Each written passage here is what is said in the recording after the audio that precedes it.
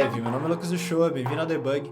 E essa semana lá no meu Instagram, eu recebi uma pergunta de um seguidor falando que ia fazer um teste em uma empresa para uma vaga de Rails. Fazia apenas um mês que ele estava estudando essa tecnologia, se eu tinha algum conselho para dar para ele. E bom, eu falei para ele fazer o teste, porque mesmo se ele não passasse, ele ia ganhar experiência, que ele ia saber exatamente o que as pessoas querem de um candidato que está tentando uma vaga de Ruby on Rails. E aí, 5 dias depois, ele me mandou outra mensagem lá no Instagram falando que não tinha passado no teste. E foi aí que eu decidi trazer esse vídeo para vocês. Parece que todo mundo aqui no YouTube tem uma carreira de sucesso e que conseguiu tudo com muita facilidade. E é muito fácil julgar quem a gente não conhece, fazer várias suposições, e principalmente porque a gente só mostra o lado bom da vida, né? A gente não mostra em rede social os nossos tropeços. Hoje eu sou engenheiro de software aqui no iFood, eu já gerenciei time, eu já fiz coisa pra caramba pra chegar onde eu cheguei.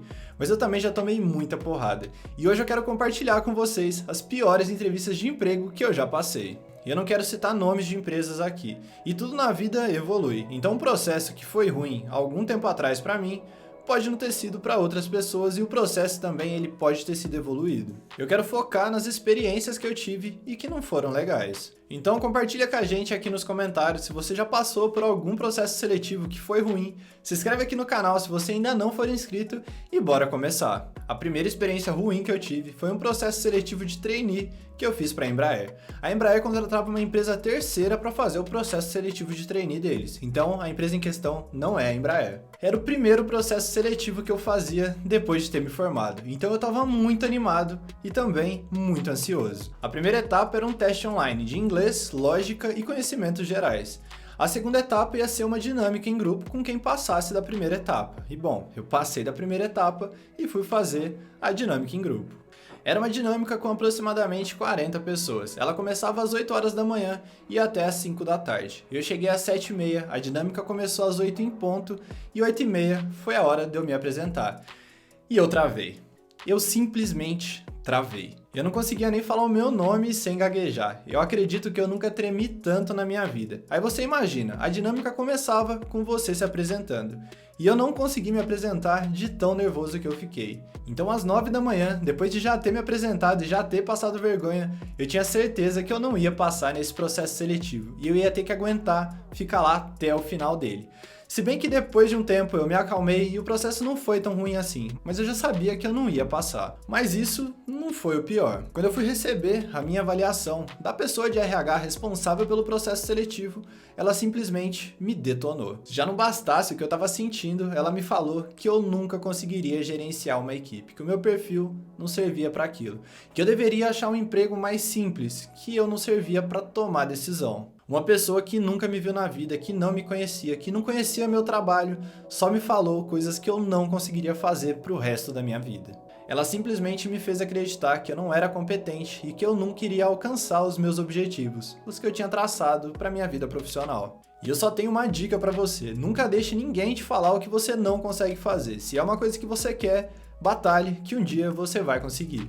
Eu consegui atingir todas as metas que eu tinha naquela época, e já que eu atingi ela, agora a gente dobra as metas. E alguns meses depois, agora com um pouco mais de experiência, um amigo meu me chamou para fazer um processo seletivo em uma empresa que hoje é grande, mas na época era só uma ideia de um aplicativo para fazer delivery de cerveja. Você já deve saber qual que é, né? A primeira etapa foi sensacional, eu conversei com o gerente da área e o papo foi muito bom. Na segunda etapa, além do gerente da área, tinha também o coordenador, que seria o meu chefe imediato. E aí começou o problema.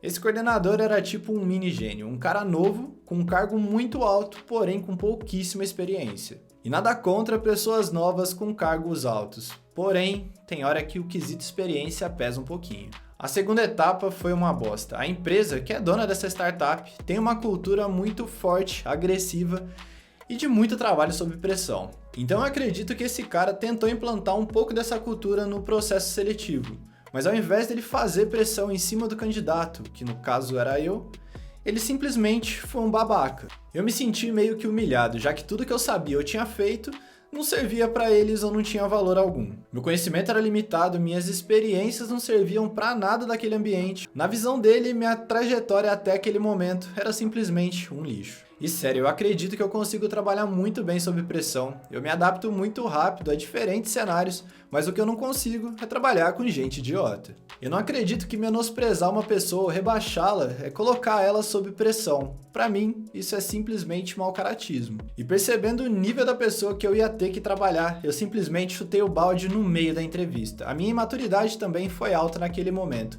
Eu simplesmente poderia ter parado a entrevista e falado que eu não estava mais afim. Mas eu decidi que, além de não ser aprovado, eu queria deixar o cara um pouco puto. E bom, essas realmente foram as duas piores, mas tiveram outras também não tão ruins assim. Eu tava desempregado, doido pra arrumar um emprego, eu não parava de estudar um minuto. Foi quando eu recebi uma ligação de uma empresa de consultoria aqui de BH. Eles queriam fazer um processo seletivo comigo.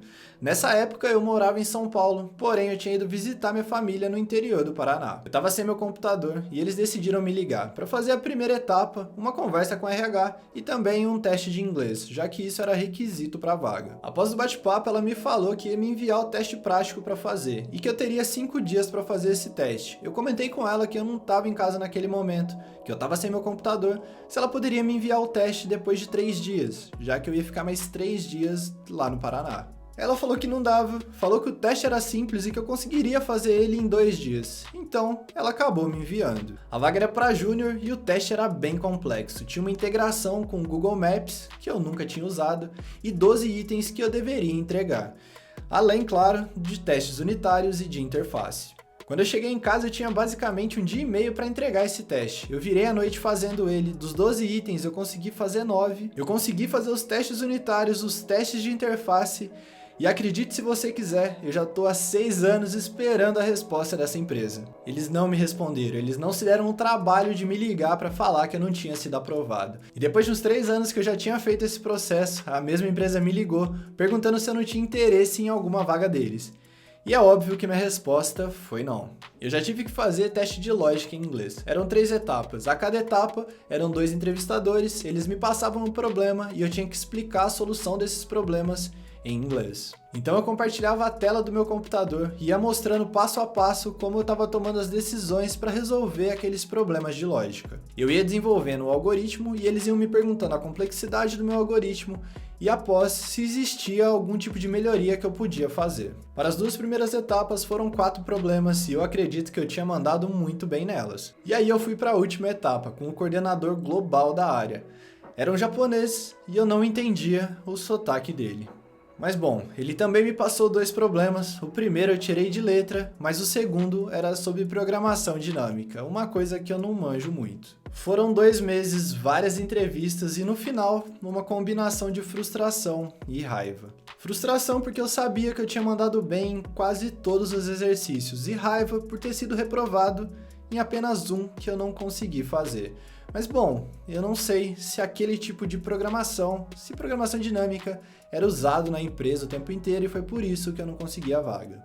E tiveram várias outras também. Eu tomei vários nãos no início da minha carreira, mas o mais importante é que sempre, por pior que fosse a entrevista ou o entrevistador, eu estava aprendendo um pouco mais e entendendo aonde eu queria trabalhar e com qual tipo de pessoa eu queria trabalhar.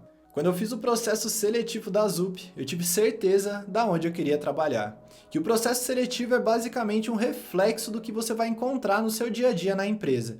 E não é à toa que eu fiquei 3 anos por lá. E galera, para finalizar, eu queria deixar uma coisa muito clara nesse vídeo. Empresas são feitas por pessoas. Então não é porque você teve uma entrevista ruim ou que a pessoa foi escrota que a empresa não presta. Essas pessoas poderiam estar num dia ruim, saindo da empresa, apenas cumprindo tabela ou fazendo alguma coisa que ela não queria. O que eu realmente queria compartilhar nesse vídeo é que a gente não vive apenas de sucesso. Então não se iluda quando você olhar a pessoa aqui do outro lado. Pode ter certeza que o início para todo mundo é difícil. E é isso pro vídeo de hoje, galera. Eu espero que você tenha gostado do conteúdo. Se você gostou, deixa seu like. Se você não gostou, escreve aqui nos comentários o que você quer ver daqui pra frente e até a próxima.